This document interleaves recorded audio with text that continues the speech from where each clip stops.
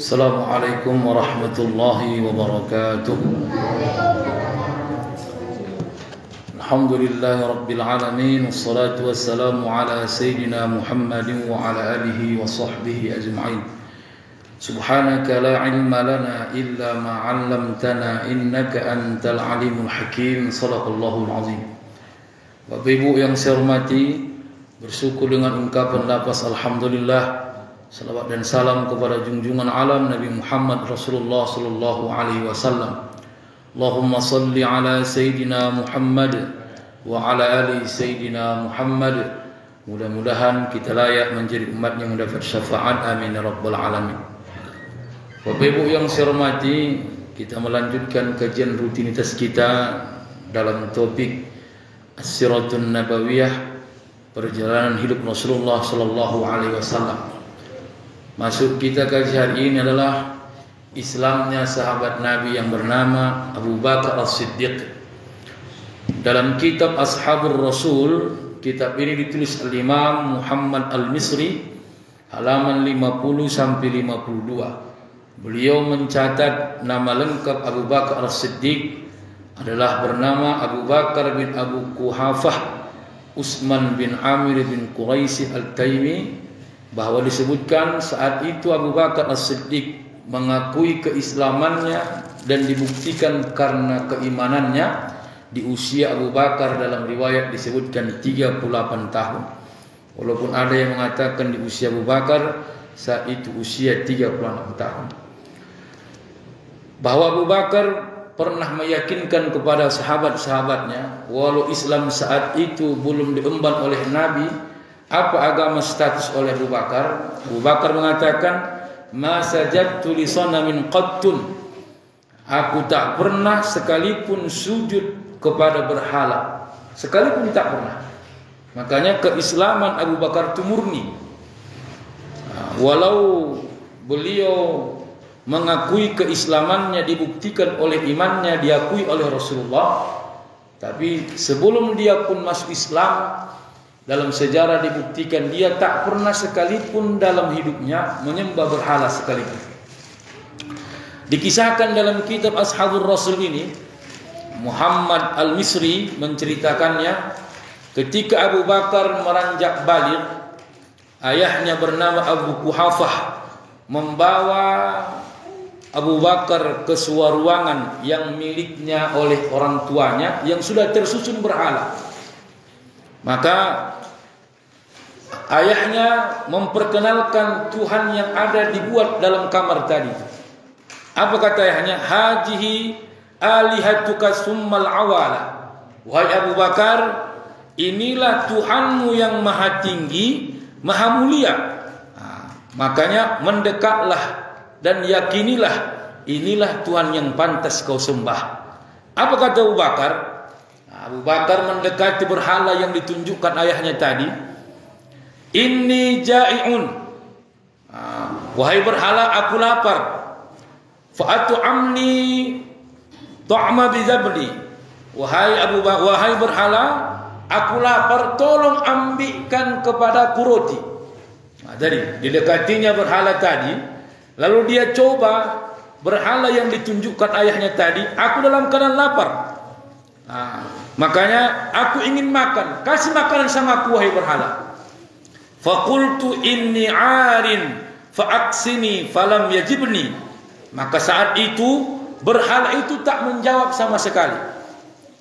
Dari situlah fa'alqaitu 'alaihi suhratan fakharra liwajhihi. Maka saat itu dia mengambil batu, lalu dia menghantamkan batu itu ke wajah berhala tadi. Bagaimana Abu Bakar membuktikannya, Bapak Ibu? Cara membuktikan Abu Bakar, dia tanya berhala yang dalam kamarnya, lalu tidak ada efek ketika dia tanya. Dari sinilah keyakinan Abu Bakar bahwa yang disembahan adalah bukan Tuhan yang sebenarnya. Kalau Ibrahim alaihissalam berbeda lagi, Pak. Kalau Ibrahim alaihissalam dia ambil kapak, lalu dia kapak berhala yang besar, lalu membuktikan kalau dia bisa menghalangi apa yang dilakukan maka berhala ini juga menghalau apa yang sudah dia hancurkan. Tapi Abu Bakar terbalik caranya. Dia tanya, wahai berhala, kalau kau Tuhan, coba kasih sama aku makanan. Kalau kau Tuhan, coba jawab pertanyaanku. Nah, kalau kau Tuhan, coba apa yang kuinginkan datangkan. Begitulah membuktikan keyakinan orang kalau sudah puncak imannya Pak, sudah di atas. Kalau sekarang kan Bapak Ibu, mohon maaf Pak, sekarang banyak di media-media sosial ini mempertanyakan keislaman. Kadang-kadang yang bertanya tidak mengerti apa isi pertanyaannya, yang menjawab pun tak tahu kemana arah jawabannya. Makanya perlu kita kokohkan anak-anak kita ini. Besok enggak tahu kita nasib orang nih Pak, 20 tahun ke depan. Luar biasa, di Google tulisan-tulisan orang sekarang melemahkan kepercayaan anak-anak kita dengan ketuhanan. Ya kan? Nah, Bapak Ibu yang saya hormati, itulah yang meyakinkan bahwasanya Abu Bakar tidak percaya bahwa yang di dalam kamar yang dibawa orang tuanya tadi itu adalah Tuhan. Nah, fakharra liwajhihi, sampai dia pukul tadi patung tadi sampai tersungkurlah wajah patung tadi hancur. Nah, membuktikan tidak ada daya upaya. Kalau dia Tuhan, dia jawablah. Kalau dia Tuhan, dia kasihlah yang kuminta. Kalau inilah Pak pertanyaan ini kita kasih kepada saudara-saudara kita yang belum dapat hidayah, mungkin mereka bisa menjawab, ya kan? Coba Tuhan. Ada juga kita kadang-kadang ragu. Nah, kalau Allah itu ada, cobalah. Kenapa yang kuminta tak dikasih? Kalau sempat dibahas ke situ arahnya, yang belum ada nilai tauhidnya tinggi dan murni, dasarnya tak ada, bisa gila, ya kan? Nah, maka kita hanya ditanya, apa buktinya Allah ada? Jawaban para ulama sederhana, Allah ciptakan adanya alam. Kalau sudah penciptanya ada alam, berarti adalah yang penciptanya. Maka sekarang tak bisa dibuktikan dengan akal. Kenapa? Kalau akal yang dijawab tanpa iman, maka semua akan berantakan. Maka yang pertama jawabannya iman. Walau ada orang talis mengatakan tak percaya satu iman kalau tanpa pembuktian. Apa contohnya Pak? Ini kaum Mu'tazilah ini. Contoh, adakah surga? Ada. Adakah neraka? Ada. Siapa yang sudah pernah ke sana membuktikan surga itu ada? Itu akal, ya kan? Siapa yang pulang dari neraka udah koyak-koyak dunia kena api, gosong-gosong muka dari neraka kue, ada rupanya neraka? Tak ada.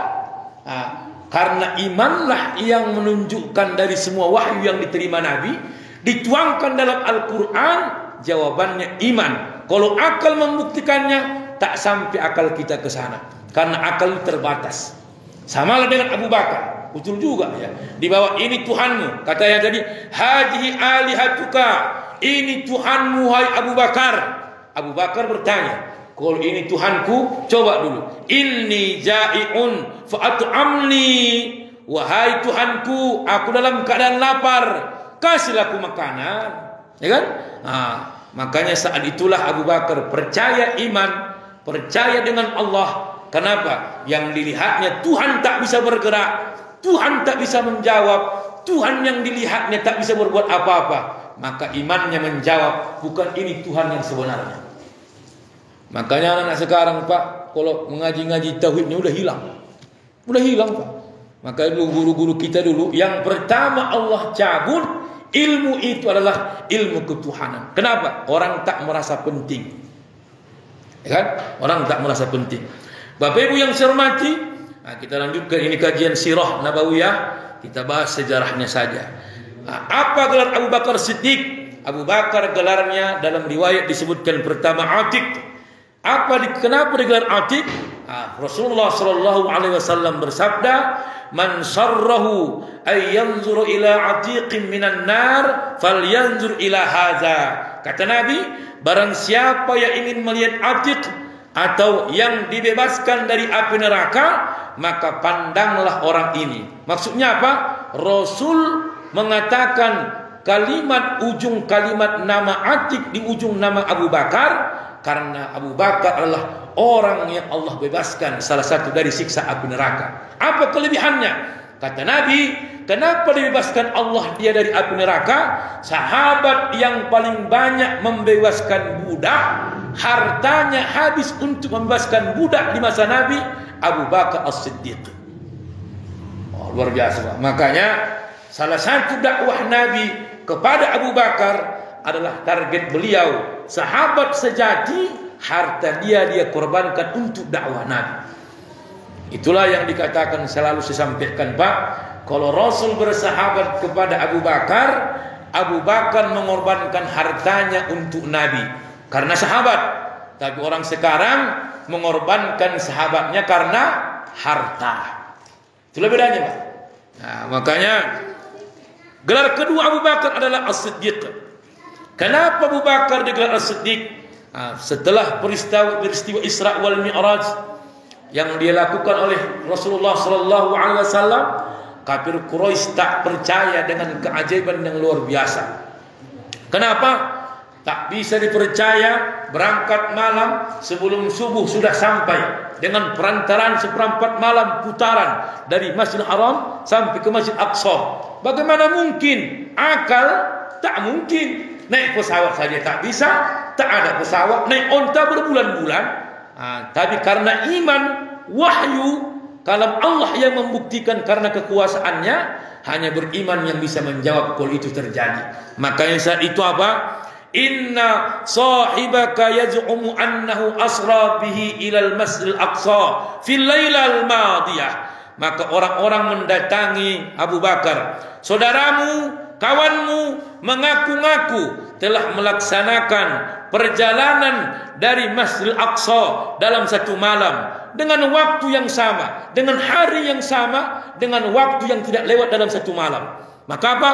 Wa nahnu naqta'u akbadal ibli ilayya fi sahri kamilin. Kami saja dari Mekah ke Masjidil Aqsa, perjalanan sempurna itu dihabiskan dengan durasi 1 bulan. Orang kafir Quraisy mendatangi Abu Bakar. Sini kau Abu Bakar. Ini bahasa Medan ini, Pak. Hadapin. Muhammad ini kan kawanmu. Ya. Dia berbicara di hadapan kami kalau dia sudah diperjalankan Allah dari Masjidil Haram ke Masjid Aqsa dalam 1 malam. Dengan 1 malam, dengan waktu yang satu, dengan hari yang sama. Sementara kami saja kalau mau ke sana bisa menghabiskan fi sahrin kamil. Artinya 1 bulan penuh baru kami sampai ke sana. Itu jalannya saja. Perjalanan 1 bulan tak masuk akal dilalui Nabi dalam 1 malam. Ya, kalau 1 bulan, Pak, 1 malam diakal-akali tak bisa. Makanya perjalanan Rasulullah itu bukan jawabannya dengan akal. Lalu apa kata Abu Bakar? Faqala Abu Bakr. Maka Abu Bakar menjawab, in kana qala faqad sadaqa. Kalau memang itu yang diceritakannya, kalau itu yang disampaikannya, aku percaya. Aku percaya. Inna qaumi la yusaddiquni. Makanya apa Bapak Ibu? Maka saat itu peristiwa Isra wal Mi'raj, Rasul bersedih. Jawab Nabi, inna qaumi la yusaddiquni. Maka sesungguhnya kaumku tidak mempercayai aku dengan peristiwa Isra wal Mi'raj. Faqala lahu Jibril. Di batas kesedihan Nabi yang tak percaya Nabi Muhammad itu melakukan Isra wal Mi'raj, menurut akal mereka tak masuk akal. Maka dibilanglah Nabi Muhammad itu gila. Dibilanglah Muhammad tukang sihir. Sedihlah Nabi. Inna qaumi la yusaddiquni. Sesungguhnya kaumku tak mempercayaiku. Maka datang Jibril. Bagaimana membuat Nabi tenang? Datanglah Jibril. Faqala lahu Jibril. Maka Jibril pun mengatakan kepada Rasulullah sallallahu alaihi wasallam, yusaddiquka Abu Bakrin wa huwa siddiq. Satu sahabatmu yang mempercayaimu, yang tulus meyakinkan perjalanan Isra wal Mi'raj adalah Abu Bakar As-Siddiq. Maka langsung dibuat Jibril di ujungnya dengan nama sematnya As-Siddiq, adalah orang yang terpercaya atau orang yang paling jujur. Makanya Bapak Ibu yang saya hormati, itulah dalam riwayat menyebutkan bahwasanya nama laqab Abu Bakar di ujungnya ada yang mengatakan 2. Pertama As-Siddiq, yang kedua Atiq. Bapak Ibu yang saya hormati, apa rupanya target Nabi ketika Abu Bakar masuk Islam? 1, Pak, orang kaya wajib kita puju, ikut dengan dakwah kita agar seluruh hartanya dia korbankan untuk agama kita. Makanya salah satu Abu Bakar dalam riwayat dari hartanya ada 6 orang yang gara-gara dakwahnya orang ikut masuk Islam dari Abu Bakar. Pertama adalah Bilal bin Rabah. Jadi Bilal bin Rabah ini Bapak Ibu adalah salah satu budak yang bernama ala Tuhanku siapa lupa. Inilah kalau memang ngaji ini. Oh Tuhan lupa pula lah. Mana tadi Pak? Oi. Umayyah bin Khalaf ya. Salah satu majikannya namanya Umayyah bin Khalaf. Umayyah bin Khalaf ini orangnya kejam. Maka Bapak Ibu saat itu yukhrijuhu idza hamiyat zahirah. Saat itu dikeluarkanlah Bilal bin Rabah di terik matahari yang saat itu terbit di gurun pasir yang penuh dengan panas. Apa yang terjadi? Fayatrahu ala zuhri fi bathil Makkah. Maka dibaringkannya, dihamparkanlah badan Bilal bin Rabah di hamparan pasir kota Mekah. Summa ya'muru bi sahratil azimah. Maka diperintahkanlah oleh Umayyah bin Khalaf meletakkan batu besar di atas dadanya. Fatawaddu'a ala sadri, lalu diletakkan di atas dadanya. Apa yang terjadi? Summa yaqulu lahu, maka mereka mengatakan kepada Bilal bin Rabah, apa katanya? Katakan Alata wa Uzza Rabbaka. Wahai Bilal, akui Lata Uzza adalah Tuhanmu. Maka apa katanya? La wallahi, tidak demi Allah. Maka Allah adalah tetap Tuhanku. Apa kata mereka? La tazalu hatta tamut. Kami takkan berhenti menyiksamu sampai kau mati mengakui Lata Uzza adalah Tuhanmu. Maka au takfur bi Muhammad. Kalau kau tak mengakui Lata Uzza atau mengingkari dakwah Muhammad, maka apa yang terjadi adalah ahad. Allahu Akbar. Jawaban Bilal bin Rabah tetap jawabannya Allah Maha Esa. Allah Maha Esa. Melintas Abu Bakar.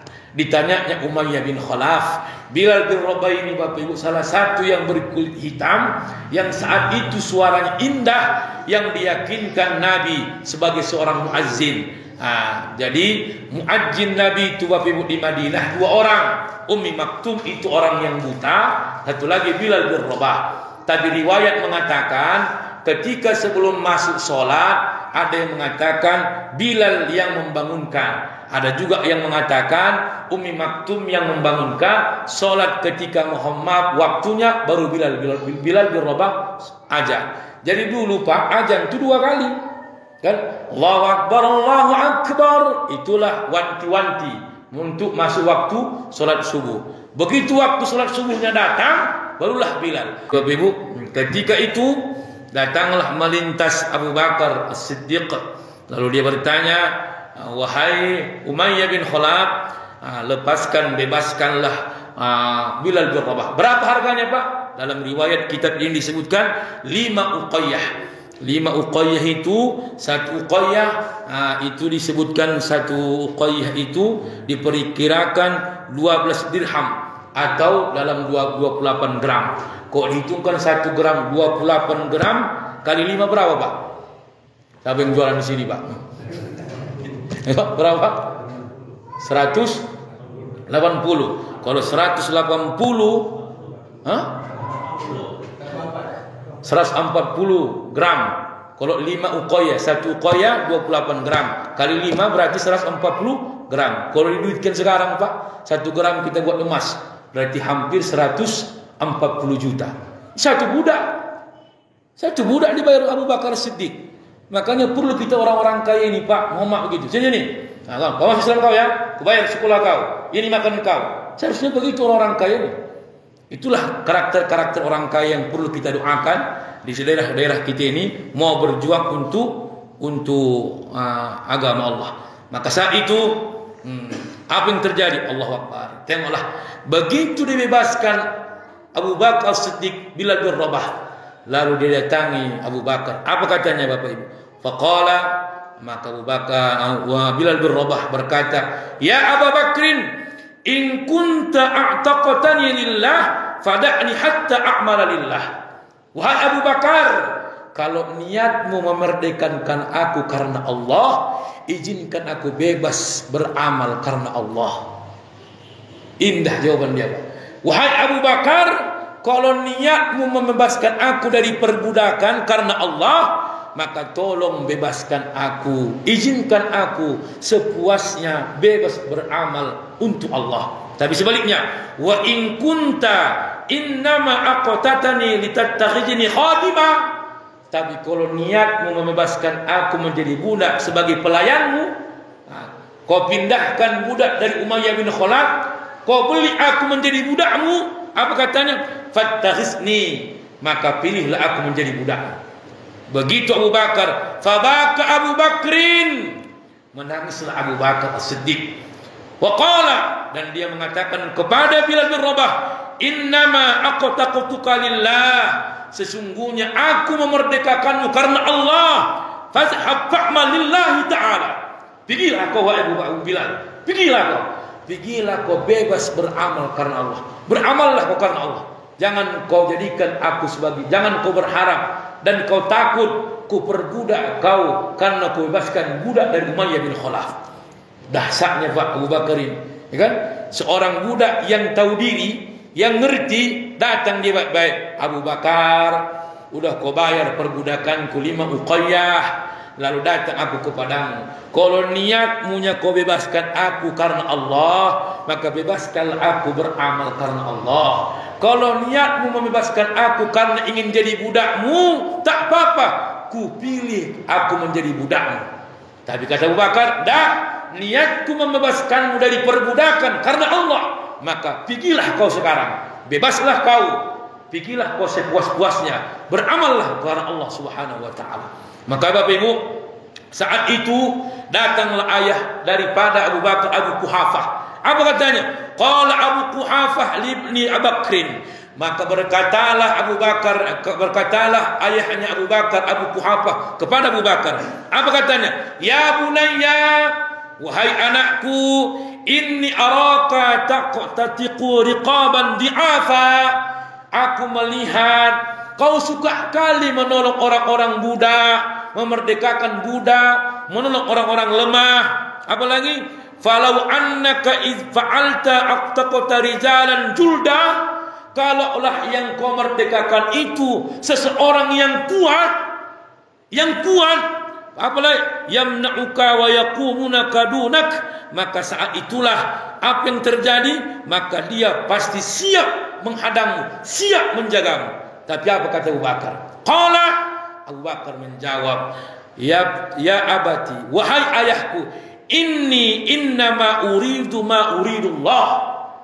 Aku melakukan apa yang Allah perintahkan. Apa yang kulakukan itu Allah perintahkan. Kan begini Pak kata ayahnya, wahai Abu Bakar, ku tengok kau habis hartamu kau impakkan, habis seluruh hartamu hanya 2 orang ini, orang miskin sama orang lemah, orang miskin dan orang budak. Seandainya kau pilih orang-orang yang tegak, kuat, pemberani, kau merdekakan, dia pasti menjadi budakmu dan mengawalmu, dan kau pun selamat dari sesuatu. Kata Abu Bakar, apa katanya? Enggak. Kan kata Abu Bakar apa? Innama uridu ma uridullah. Sesungguhnya yang kulakukan ini adalah kemauan Allah. Apa kata Allah, itu yang kulakukan. Makanya Pak Muhammad rata-rata Pak, izin Pak ya, kalau orang kaya itu merekrut orang-orang yang kuat, tengok makin sombong, bodyguardnya saja. Itu dibilang ayah Abu Bakar, Abu Quhafah. Kalau kau merdekakan orang-orang yang kuat itu, kau dihadangnya, dikawalnya, kau selamat, aman. Tapi yang kau merdekakan budak-budak yang susah, orang-orang miskin, fuqara, kau lemah, tak ada untungnya samamu.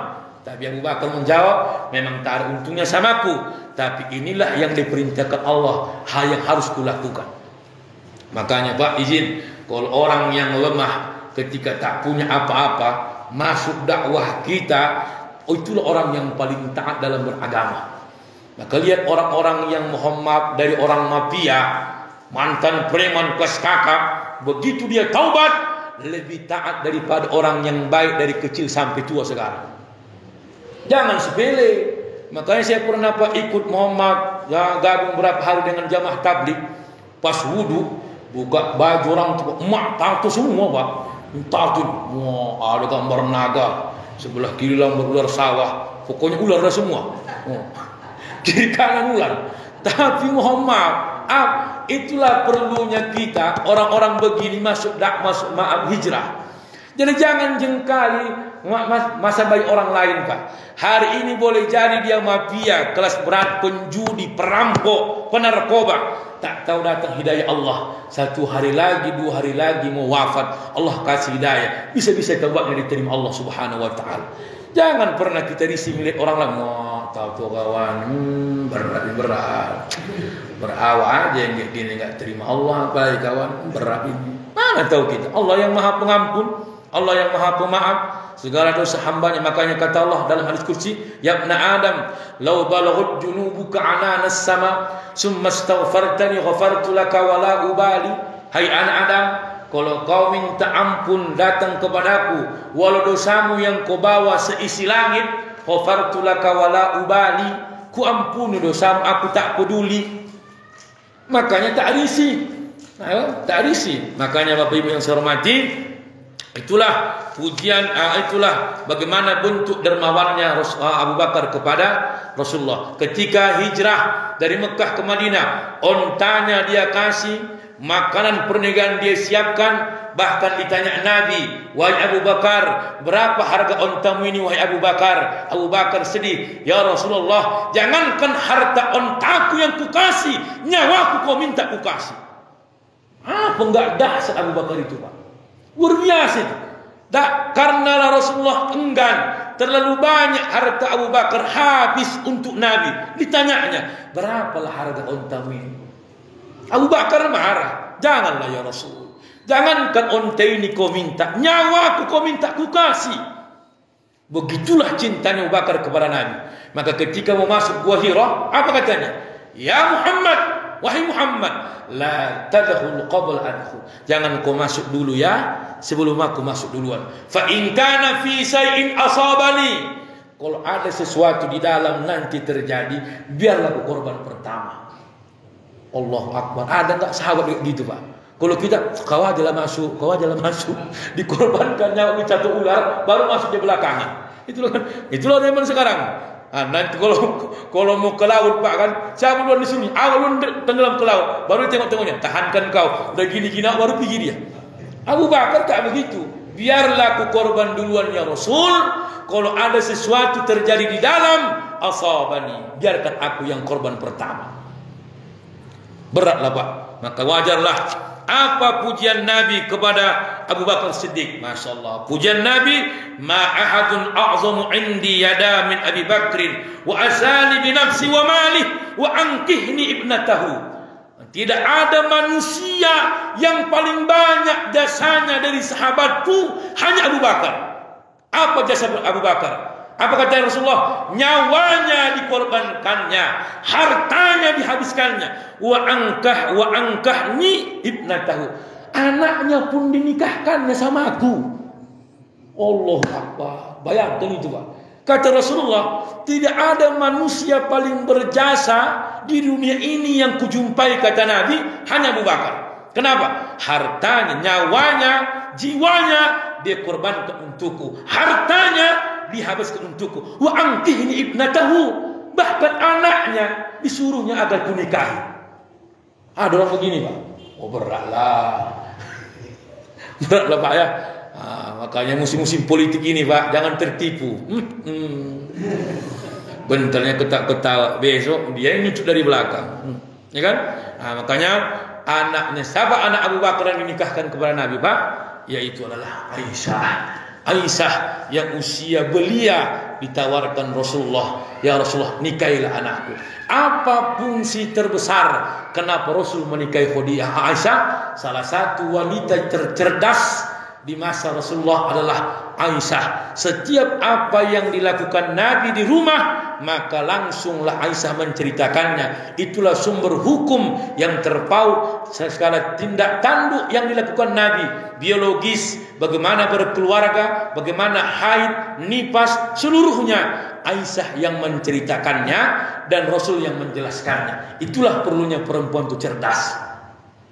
Ya.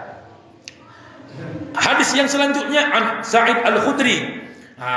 Rasulullah SAW bersabda memuji bagaimana baiknya Abu Bakar. Inna min amannin nasi alayya fi suhbati wa mal Abu Bakrin.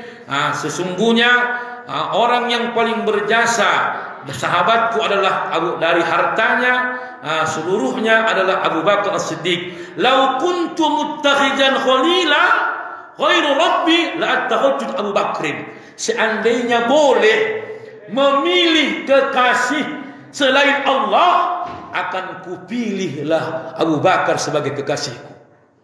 Luar biasa Pak pengakuan Rasulullah. Seandainya katanya boleh memilih selain Allah itu kekasihnya, kupilih Abu Bakar sebagai kekasihku. Ya kan? Cuma apa kata Nabi? Walakin akhuhu Islamu wa waddatahu, maka akan tetapi Abu Bakar hanya kupilih sebagai saudaraku sesama muslim, wa maddatahu, dan saling berkasih sayang dengannya. Makanya Bapak Ibu, seandainya kata Rasulullah boleh dipilih, wahai Muhammad, seandainya dipilih, siapalah yang kau anggap dan kau akui kekasihmu? Seandainya bisa memilih, kata Rasulullah SAW, lau kuntu muttakhidan khalila ghairu rabbi la attakhadtu Abu Bakrin. Seandainya bolehlah memilih selain Allah pilihannya sebagai kekasihku, akan kupilih Abu Bakar. Berarti Pak, Allah langsung Abu Bakar. Itu dahsyatnya Bapak Ibu. Orang tua kami yang kami hormati, makanya kita perlu berdoa bagaimana kisah perjuangan Abu Bakar As-Siddiq memperjuangkan dakwah dari hartanya, memperjuangkan dakwah dari waktunya, memperjuangkan dakwah dari persahabatannya. Makanya siapa sahabat dekat itu mempengaruhi agamanya. Maka kalau bapak bersahabat dengan orang yang tukang main kartu, suatu saat kita ikut main kartu, tapi dialah yang ikut dengan kita, biar ditinggalkannya kartunya karena dekat dengan kita. Maka jangan terpengaruh dengan kawan, karena kawan ini pun Pak macam-macam. Ada kawan seperti makanan, inilah yang dibutuhkan setiap saat. Apa kata seorang ulama bernama Hasan Al-Mawardi dalam kitabnya Adabud Dunya Waddin, Al-Ikhwanus Salasah. Ya, berteman itu tipe kawan itu ada 3. Pertama, kawan itu seperti makanan. Bagaimana kawan makanan? Selalu dibutuhkan setiap saat. Lapar tak lapar, wajib makan 3 kali. Begitulah kan Pak. Senang tak senang, susah bahagia, tetap dia ada. Maka jangan seperti apa? Jangan seperti berkawan, seperti penyakit. Apa itu? Ketika sudah sakit baru cari obat, lagi susah baru tanya-tanya. Ya kan? Tapi yang paling parah, janganlah mohon maaf seperti janganlah jadi seperti teman, seperti penyakit. Tadi yang kedua seperti obat. Obat itu Pak lagi susah baru ingatnya kita. Bang, gini Bang, aku udah lama gak jumpa sama Abang, udah 2 tahun ini Bang. Ku cari-cari Abang tak dapat Bang. Cuma Bang, Abang ku tengok makin muda sekarang ya, main ilmu tu Bang. Makin Masya Allah. Apa amalannya Bang? Banyak-banyak solat, banyak sedekah. Maka yang ku tengok aura-aura Bang macam ahli surga ku tengok. Masya Allah. Ujung-ujungnya gini Bang. Ini kalau aku udah ujung itu. Udah kena itu Bang. Aku semalam Bang, malu aku nyampaikannya Bang. Cuma lagi Bang kan? Cuma Abang lah yang kuakui sekarang Abangku di Kota Medan ini Bang. Kalau nggak sama Abang, dan sama siapa lagi? Kau bilang aja lah, segan aku Bang. Bilang aja, pakai gopek dulu Bang. Ujungnya utang, ya kan? Makanya itu seperti obat. Apa? Lagi butuh dia, baru dia cari kita. Jangan seperti penyakit Pak. Tahu penyakit? Dia yang buat kita rusak. Dulu rajin sholat, dulu rajin berinfak, datang kan, Bapak bodoh kali Pak, dimanfaatkan Bapak di masjid itu Pak. Banyak orang kaya, Bapak aja ku tengok donatur di sini. Jangan mau gitu Pak, lama-lama nggak mau dia berinfak. Abang nggak berinfak lagi Pak? Abang mulai 2024, Abang putuskan nggak jadi donatur. Kenapa? Banyak yang kaya di sini. Aku akan jadi manfaatkan. Gara-gara muncul kawan tadi berubah waktu. Ada begitu Pak. Disuruhnya lagi awak pindah, jangan kurban di sini. Kok ngapain abang kurban di situ bang? Alah, masjid kecil, panitia nggak jelas, pemain lama semua itu bang. Muhammad ini pak, gara-gara muncul uak tadi nggak berkurban orang di sini, itulah penyakit tadi itu. Gara-gara dia hadir, rusak semua. Kan bahaya itu. Makanya ada nasihat ulama, hunaka mayus'adun nasa fa'ainama zahaba wa hunaka mayus'adun nasa idza jahaba. Kata beliau Imam Jalaluddin Ar-Rumi, kalau bisa di mana kau hadir, kehadiran orang membuat bahagia. Jangan sampai di mana kau ada, kepergianmu membuat orang bahagia. Kalau bisa pak, hadir awak di kampung nih, tinggal di sini awak, berubah suasana tuh karena kehadiran kita. Jangan sampai udah pindah kita, senang orang dengan kepergian kita. Pindah juga Pak Haji itu, Allah, baru laku rumahnya itu. Udah lama nggak laku itu. Alhamdulillah laku juga, karena parah kali itu. Dia penyakit di sini beritahu. Dua yang parah di sini. Satu kau, satu lagi waktu kau kan. Jadi kita pun jangan seperti itu Bapak Ibu. Bapak Ibu yang saya hormati, itulah bagaimana perjalanan kisah Abu Bakar Siddiq memperjuangkan dakwah Nabi, walaupun Nabi difitnah, walaupun Nabi Muhammad bukan banyak harta, tapi orang-orang terdekatnya berkorban untuk dakwahnya. Maka berdoalah Pak, salah satu yang ditakutkan para ulama adalah orang-orang kaya yang menghempit hartanya, tak berhak kepada orang-orang miskin menerimanya. Kenapa? Karena kefakiran akan mendekatkan kekafiran. Kalau sudah banyak orang fakir, agamanya akan tergadai. Kalau sudah banyak orang-orang lemah, maka agamanya pun dijualnya. Apalagi orang sekarang Pak mau menukar agama itu seenaknya. Udah banyak kita tengok baru artis lagi, tuh puluhan tahun dia dibuat orang tuanya Islam, tapi nyatanya akhir hidupnya dia murtad, tak jadi orang Islam. Makanya wala tamutunna illa wa antum muslimun. Target kita itu Pak, mudah-mudahan berapa orang yang kita ajak berdakwah dengan kekayaan Bapak. Bilang saja begitu, anak-anak miskin, nah kau sekolah di mana kau? Awak enggak sekolah, gini aja, sampaikan sama sekolahmu berapa bulan kau enggak bayar SPP? 4 bulan Wak. Berapa per bulan? 80 Wak. Berarti 4 bulan 320. Nah, Wak kasih kau 400, bayarkan SPP-mu 4 bulan, besok kau sekolah ya.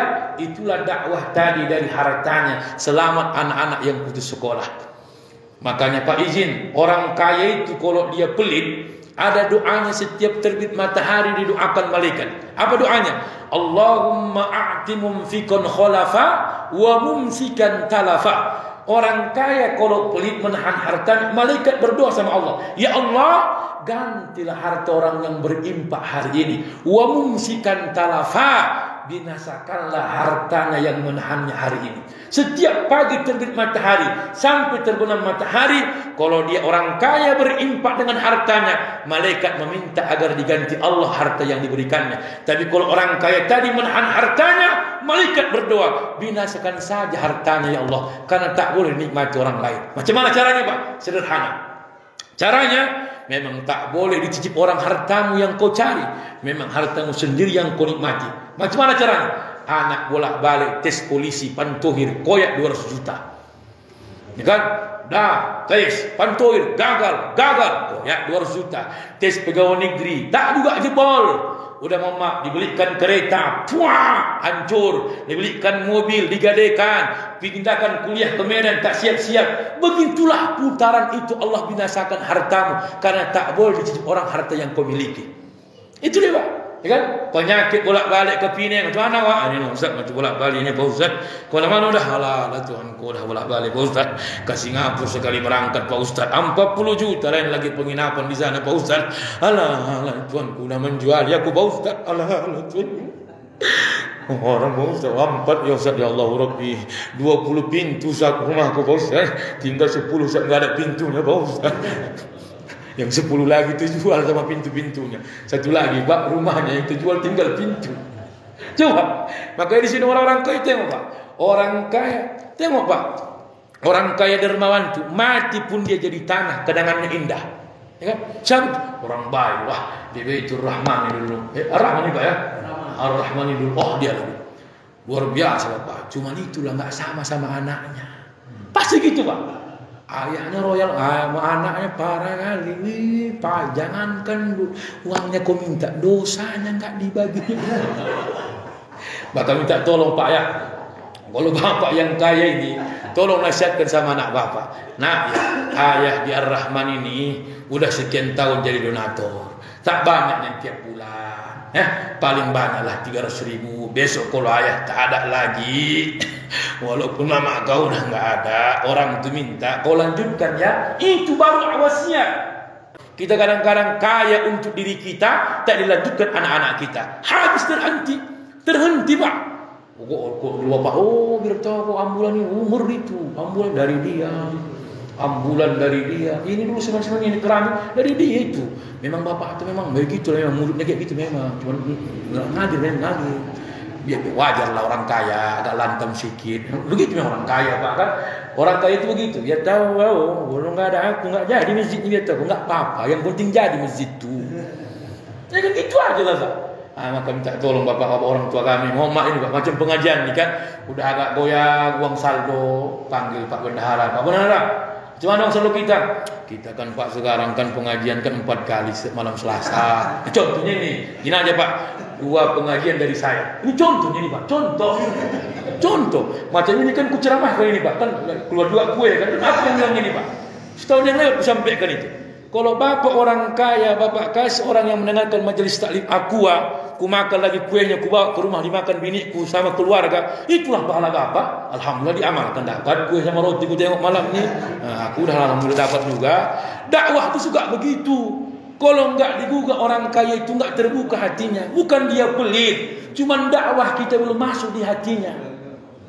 Begitu Pak. Timbang bapak duduk-duduk di kedai kopi Pak Muhammad, belum tentu orang yang makan terbawa ibadah. Kita hari ini bapak bawa nanti roti ini, ya kan? Sampai rumah, ayah dari mana ya?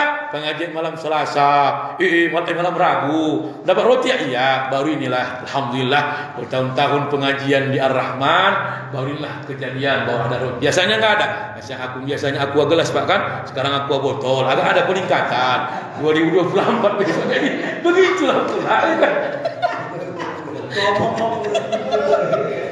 Kita berdoa buat orang-orang kaya yang Allah berikan kekayaan, hartanya makin kaya. Amin. Ya kan? Amin. Enggak usah takut Bapak. Memang sekarang gara-gara kampanye ini Pak, orang sekarang sulit payah bilang amin. Kenapa? Takut dia kampanye. Sekarang diganti dengan qabul katanya. Cobalah. Besok pun nanti kalau Imam Maghrib, Imam Isya, waladhdallin, ada yang jawab itu. Katanya. Tak usah aminkan aja lah ya. Kita berdoa Pak. Makanya doa malaikat itu dahsyat Pak kan. Allahumma a'ti mumfikan khalafa wa mumsikan talafa. Belum ada semakanya Abu Bakar bukan makin miskin dia. Makin banyak harta yang dia berikan, dia keluarkan, makin banyak harta yang Allah tambahkan. Mudah-mudahan begitu juga lah saudara-saudara kita, donatur kita untuk dakwah ini, Allah bukakan hatinya istiqomah. Walaupun kadang-kadang Pak ya, walaupun kadang-kadang ada juga cemburuawa. Banyak orang kaya di jalan karya kasih ini. Kenapa kau kuat? Jangan begitu Pak. Karena Allah pilih bapak yang Allah berikan kekayaan. Makanya semua Allah tunjukkan sama bapak. Banyak orang kaya bertingkat-tingkat rumahnya. Sawitnya 10 hektar, politnya sambut. Berarti Allah tak tunjukkan dia, Allah berikan hidayah untuk hartanya. Tapi kita orangnya biasa, tak kaya, pengusaha sederhana, tak pula kayak orang sekian Muhammad cabangnya kemana-mana. Awak cukup makan, terbayar karyawan, ada yang dititipkan, ada awak pun ada rezeki mau umroh, berangkat umroh bisa. Alhamdulillah, itu sudah menikmati kekayaan dia. Bapak Ibu, ini apa yang disampaikan? Kaji kita adalah Islamnya Abu Bakar dan pengaruhnya Abu Bakar masuk Islam sudah kita sampaikan. Pertama, tak lain dan tak bukan, kedekatan Nabi dengan Abu Bakar adalah diusung dengan 4 hal.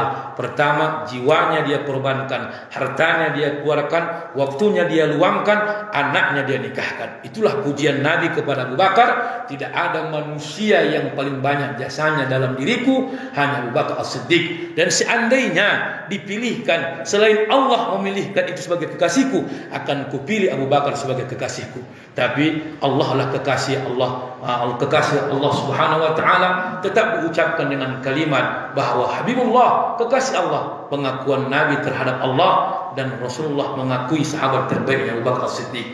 Makanya Bapak Ibu yang saya hormati, arham ummati bi ummati Abu Bakrin, sahabatku yang paling penyayang kata Rasulullah adalah Abu Bakar Siddiq. Wa asyadduhum fi amrillahi Umar, maka orang yang paling berani, paling tegas, tak ada takutnya adalah Umar bin Khattab. Wa asyadduhum haya Utsman, dan sahabatku yang paling pemalu adalah Utsman bin Affan. Wa aqda'uhum Ali, dan sahabatku yang paling cerdas, bijaksana, dan paling menguasai peradilan adalah Ali bin Abi Thalib. Jadi semua ada Pak, tipe-tipenya. Abu Bakar itu orangnya penyayang, lembut hatinya. Yang kedua, Umar itu orangnya tegas, berani, enggak ada takutnya.